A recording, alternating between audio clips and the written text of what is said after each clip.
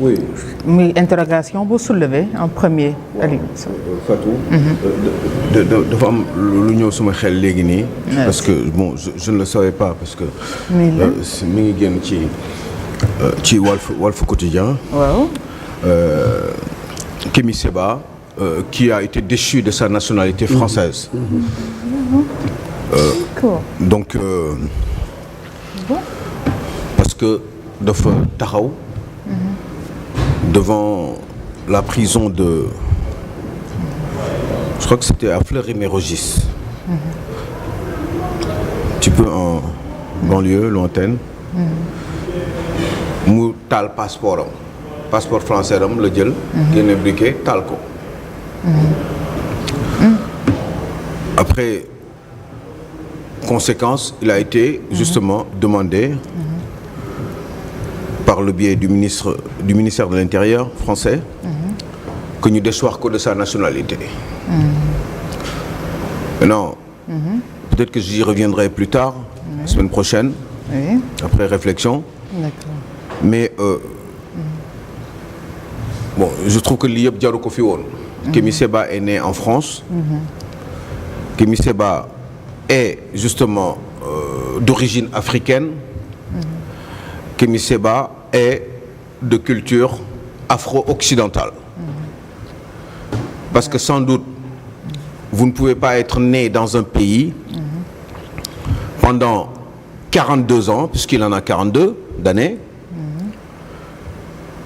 même si vous avez justement des choses à dire par rapport aux liens intrinsèques, naturellement, qui existent entre ce pays où il est né et son pays d'origine qu'est le Bénin et l'Afrique en général par rapport à la colonisation, etc. Donc ça fait que, effectivement, il doit y avoir beaucoup de dégoût de sa part concernant certaines attitudes de l'Occident vis-à-vis de l'Afrique. C'est vrai, il y a beaucoup de choses à dénoncer, mais moi j'avais peut-être que il fallait bien le faire pour avoir justement une oreille retentissante par rapport à justement ses revendications à lui. Mais il se trouve que ce n'était pas forcément utile de brûler son passeport. Parce que déjà lui, il était quelqu'un de bien écouté dans le monde, je dis bien, au-delà de l'Afrique. Mais en même temps, ce n'était peut-être pas forcément nécessaire de brûler ce passeport-là. Ça lui a valu ça. Ça lui a valu donc la déchéance de sa nationalité française. Maintenant, certainement, il va y avoir des conséquences, puisque ou vous êtes expulsé définitivement, parce que vous êtes majeur et vous n'avez plus d'attache avec la France, ou alors on vous laisse vivre en France, certainement avec une carte de séjour.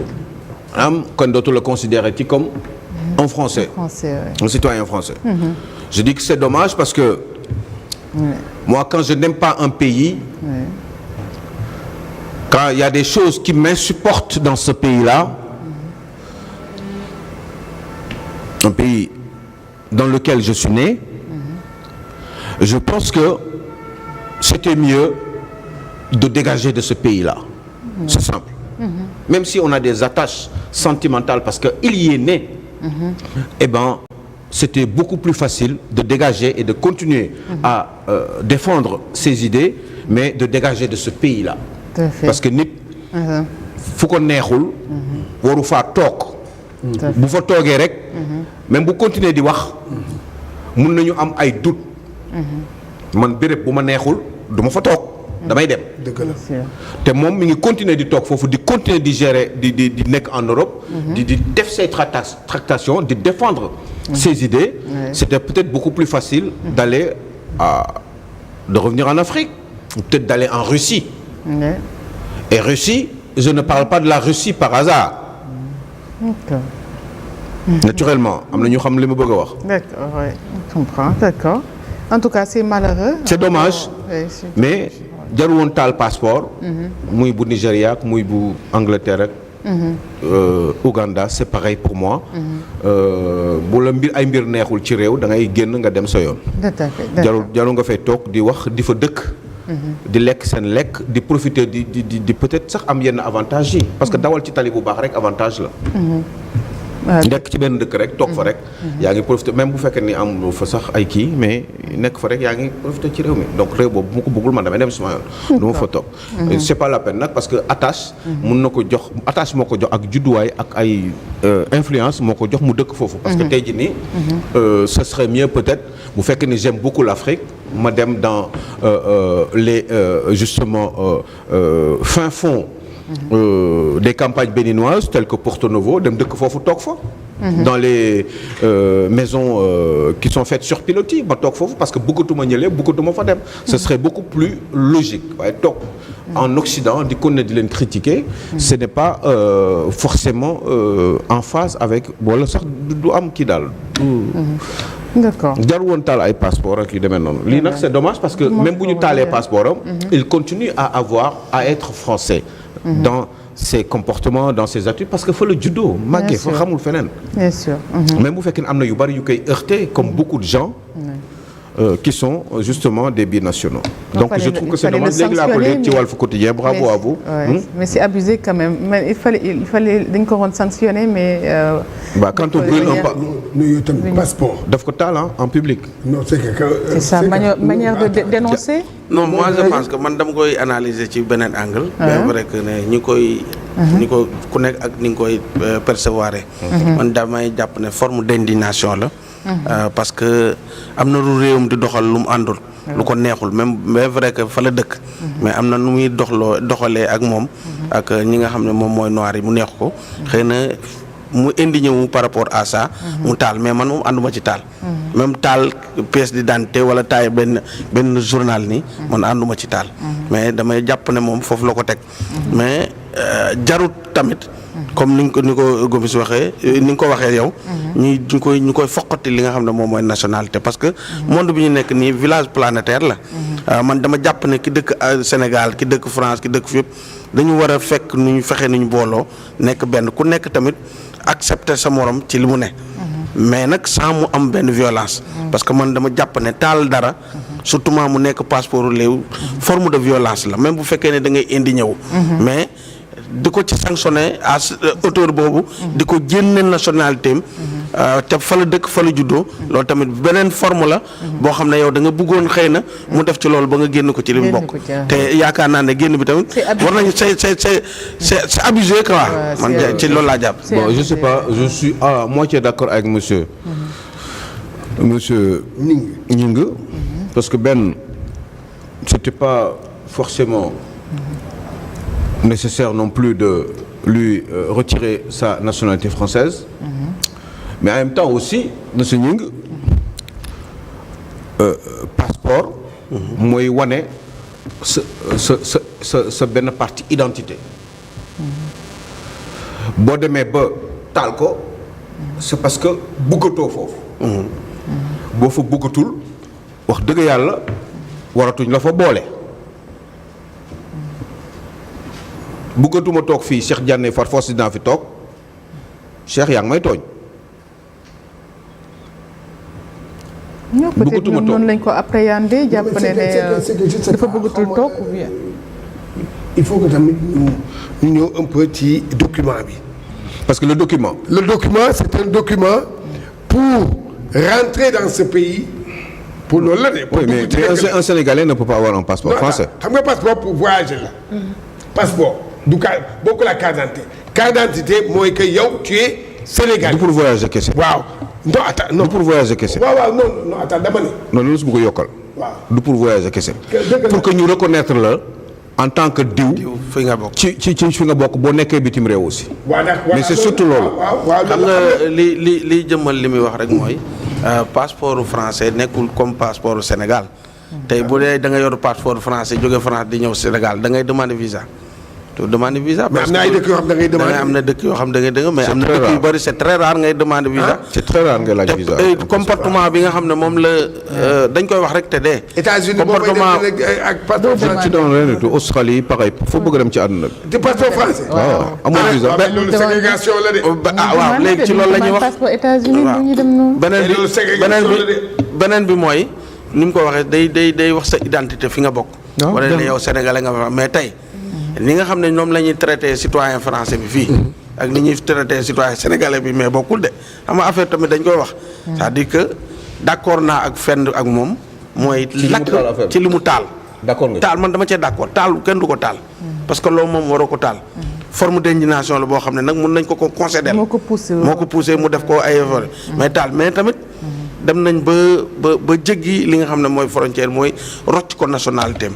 moom fa la dëkk. non mooy fa la xam mooy identité boobu la am. non c'est sëñ bi monsieur Diouf pour ñu gàttal mën a jàll ci leneen. identité bi aussi yow yaa ne bëggatoo ko. non moom waxul bëggatu ko. da koo taal rek. non déedéet sëñ bi. pour bëggatoo ko de. taal ak bëggatoo ko. kay boo taalatee booy. bëggatu ko bu ñu tourné autour non déedéet. man damaa jàpp yéen seen xalaat ngeen am ci loolu mais man damaa jàpp danaan ni ngeen may traité sama yow neexul. mais mi ngi koy kaas sëñ bi mi ngi koy kaas te nit ñaa ngi koy déglu. mi ngi koy yuuxu fu nekk. voix am dafa retentissant. non boo bëggatul da ngay génn ci réew mi bëggatoo réew mi. mais moo gën taal quand même taal bi. non taal dara baaxul ci dara. waaw non kon comme da nga ko taal nag. ñeneen ñi aussi dañu teg seen i loi. parce que sax bu la neexee sax nga bañ ko taal da ngay ñëw rek delloo ko bind kayit ne man bëggatuma national. loolu da ngay renoncer waaw non parce que bëggatoo ko benn la. kii renoncer xëy na kële dafa gën a respecter foofu rek. mais bii da nga ko taal bu la neexee naturellement nga jël ko bind kayit ne man bëggatuma nekk bëggatuma bokk ci. loolu mooy renoncer mais taal bi bon je trouve que c'est violent. et c'est violent rafetul quoi. je trouve bu doon beneen dëkk aussi ce sera exactement la même chose. et j'en suis fortement déçu parce que. mais surtout que boo xam nga mënoo dindi lu bokk ci yow. Kémi Séba est né en France. il y a 42 ans. Kémi Séba France ci foofu la jàngee fa la màggee xaritam yeeg yooyu repère am li mu maîtriser France maîtriser ko Europe maîtriser wu ko Bénin. qui est son pays d'origine. saway musoo dem jululu en Casamance. mais boo fa demee gars yi dañ lay accueillir maîtriser woo jululu. doonte sax yow Sénégal te jululu biir Sénégal la nekk waxatuma laa nag nga naan ma beneen dëkk. jululu laa wax boo fa bëggee dem. boo fa demee ba foofu ci dëkk ba nga dem Bignona mosoo fa teg tànk. mais quand même bu fekkee ne origine sax sama maam waa Bignona la eh bien su ma nekkee fii su ma fa demee danañ ma accueillir. maîtriser wu ma ko. am na yoo xam ne xamuma ko foofu parce que Ndakaaru laa maîtriser. tout simplement je crois que ni c'est un peu dommage. taal bi jaru ko woon. c'était li muy woon wax mi ngi ko doon wax mi muy défendre mi ngi koy défendre à juste titre. et ce n'était pas la peine parce que booy taal boo bëggee taal bàyyil ko nga dem te bu fa dëkkati nag. bu fa toogati bu fa duggati sax parce que seqatoog ñoom dara bëggatoo leen. moi je pense logique pour logique c'est tout quand j'en voudrais plus de la nationalité française dinaa ko jël ma def moi je suis français. de nationalité. mais tey jii nii su ma demoon ba marché. dama koy sànni tegee ko nële. yaa ngi dégg mais du ma leen xalaat aussi. par contre bu fekkee dafa am ay revendications yu may def par rapport ak seen yenn comportement yi. parce que da ngay xalaat français bi nga xam ne da ngay xalaat Jean-Luc Mélenchon ak ñi nekk ak moom foofu. ñoo xam ne ñi ngi défendre la cause de l'immigration. ñooñu yaa ngi leen di humilier aussi. ça aussi mën nañu ko sóoraale quoi. il y a des gens qui défendent aussi l'immigration. yoo xam ne dañu bëgg mbir yi jaadoon mu am égalité de traitement entre les Français quelle que soit leur origine. te ñooñu nga xam ne loolu rek la ñuy xeex. ni nga ko waxee woon dès l'entame ñu revenir ci point boobu immigration clandestine des intentions qui se suivent et qui se ressemblent. Voilà en même temps même ceux qui sont des Sénégalais ou des Gambiens ou même des Guinéens ñi ngi bëgg toujours dem bitim réew. ñi ngi bëgg dem immigré yi te bu ñu demee ku leen joxoon kayit tey ñu jël waxuma sax nationalité mais ku leen joxoon kayit pour séjour rek ñu toog. parce que sans doute teraanga la ñu bëgg. alors que parce que mënuñu ko am seen réew bi nga xam ne ñoom seen réew ay nit ñi nga xam ne ñoo fa nekk ñoom ñoo nekk en complicité il y a quelques années ci ginnaaw ba seen dëkk yi ndóol à ce point là. ba sacrifier yenn liggéey yi ñu waroon def pour seen génération à venir et ils l'ont jamais fait moo tax tey jii ni situation de réew mi toll fii. pourtant ces hommes politiques là ñoom ñëpp ils se sont enrichis et ils se sont retrouvés avec ay confort yoo xam ne ay bitim réew lañ koy def. vous verrez jamais un Jacques Attali Jacques Attali il y a 14 ans mos naa jël ak moom avion. yaa ngi dégg mu doon dem fële mu doon dem Cap Skirring yaa ngi dégg donc mu waroon wàcc fii mais avion bi dafa waroon wàcc ba Ndakaaru aéroport Yoff la woon boobu yaa ngi dégg ba pare continuer dem Cap Skirring ñun on est descendu à Dakar moom mu continuer yaa ngi dégg nouvelle frontière la woon ak yooyu mais mos na ma wax benn wax bu doy waar monsieur très très intelligent mu ne mais j'adore ce pays là mais je ne peux pas y venir tous les jours sinon j'aurais acheté une maison ici mais ñun fii nii ñun suñu patron suñu kilifa réew mi. mais ñoom ñëpp ay kër la ñuy jënd ci dans au Canada en France et partout alal bu dul jeex la ñuy jël Sénégal lañ koy jëlee. liggéeyuñu ko parce que ils ont eu des postes de responsabilité. ils ont réussi à avoir de l'argent par rapport ak seen facilité de signature ils ont dajale xaalis seen doom yi yëpp dañ leen jëndal ay kër foofu yóbbu leen foofu ñuy jàng te seen jàng doom yi en général sax du réussir parce que tout simplement ils ont tellement vécu dans la facilité bu ñu demee fële ay buur la ñuy doon. parce que ils ont tout papa moo leen di yónnee lépp. te xaalis boobu fii Sénégal lañ koy jëlee yaa ngi dégg donc boo xoolee loolu immigration ñi am nañ doomu Sénégal yoo xam ne tey jii nii dañu sonn ñi nga xam ne ay 50 000 100 000 la ñu gagné mënatuñu continuer loolu parce que bëgg nañu kër ñoom tamit un jour parce que bëgg nañ toppatoo seen i njaboot bëgg nañ toppatoo seen i jabar ak seen i waajur donc ce qu'il faut mooy jéem a dem immigré ji léegi immigration boobu bi fi Macky Sall nekkee ma dellu soir ci bi fi Macky Sall nekkee ñëpp Abdoulaye Wade d'abord gars yi dañu doon dem immigré ji di daw di dem wuti fu ñu dugg ñi di wut ay visa ñi di machin ñi di wut ay solution ñi di jaar par la route man bokk naa ak benn waay bu dëkk Touba dëkkatuma ko. yaa ngi dégg mais dafa bon Madrid la muy ñëw Dakar. yaa ngi dégg mooy comme ni ñuy def ak Milan bi noonu rek dañuy daje ñëpp à Madrid après ñëw Dakar. yaa ngi dégg mais waa jooju Madrid la jóge woon il venait d'avoir son permis de séjour parce que dafa am këyit rek patron am ci benn restaurant jox ko benn kii. jox ko may ko xaalis pour mu dem seeti jabaram parce que ça faisait 6 ans bi mu ñëwee Espagne musul jël avion mais moom ma doon expliquer li xew ci ndox bi mais il avait peur moom de prendre l'avion alors que moom def na 9 jours pour ñëw Espagne. jour bi mu amee këyit le lendemain xam nga ñetti fan après ci la nekk ci aéroport bi noonu pour ñëw gis njabootam. mais pour wax la ne il a réussi plutôt parce que il était content machin mais son problème c'était jël avion parce que musul jël avion ma ne ko yow nanga def pour ñëw mu ne mais man gaal yi laa jël di ma expliquer yoon bi ñi sànni ci biir ndox mi ak yi demee noonu loolu def na 14 xaw ma 15 ans. waaye léegi ñooñu ñëpp nag faisant ça fait que ni loolu mi ngi continuer ba tey pour dire Macky Sall boobu Abdoulaye Wade moo fi nekkoon li ma lay wax nii. Macky Sall aussi c'est pareil ñëw na immigration baa ngi continuer tey jii nii nguuru Bassirou Diomaye Faye fi immigration baa ngi continuer boobu dañ doon wax ni xool leen xale yaa ngi daw. Macky Sall xool leen xale yaa ngi daw parce que bëggatuñ fi toog sax ndax Macky Sall waaye léegi xale yaa ngi continuer di daw nii est-ce que xam ngeen fi may waxee dañ doon wax xool leen xale yaa ngi daw. non projet bi commencé gul. moo tax xale yi di daw ba tey mais comme waa ji ñëw na kay te am nañ yaakaar non comme am nañ yaakaar ci moom Cheikh Tidiane am na yaakaar ci moom xale yi war nañu mën a toog bu dee loolu kese moo taxoon ñuy daw Macky Sall jóge na fi léegi ma yeggali benn affaire surtout que am na leneen lu ñu leen yokkaloon beneen affaire bu ñu leen yokkaloon mooy aujourd'hui celui qui est l'actuel premier ministre du Sénégal waxoon na leen ñun suñu ñëwee ci nguur gi dañ leen jox allocation yéen jeunes yi ku nekk 150 000 francs par mois ah bah si moo ko waxoon ah bon bu dee du dëgg wax leen ma ko. man du ma wax loo ma ci sànni rek ma ne. léegi 150 000 francs yooyu bu ñu leen ko joxoon xëy na xale yi. man dégg wax la ne leen ci ces gens là mais moi je parle pas par hasard. parce que moi je suis là pour le pays. xam nga ñett xam leen wax du rek. ñoo wax Ousmane Sonko moo waxoon moo jox sens. dégg ma ko mais mun na koo dégg man nit mënut a xam lépp. man dama koy considérer li mu wax. mais phénomène immigration clandestine bi. yamul ci gestion état bi rek. dafay wàcc ba ci suñu biir kër yi. tey dama lay jox benn exemple rek. bàjjan mii du ma bàyyi ma fay muy ay moroomam wala ay doomam wala ay xaritam. bu fekkee ne ab mandat yi dafa jóge fële. bëgg ci jabar. pour ñu may ko day xaw a difficile. même bu ko bëggee parce que dañ naan amul lu mu ko yoree mënu koo yor.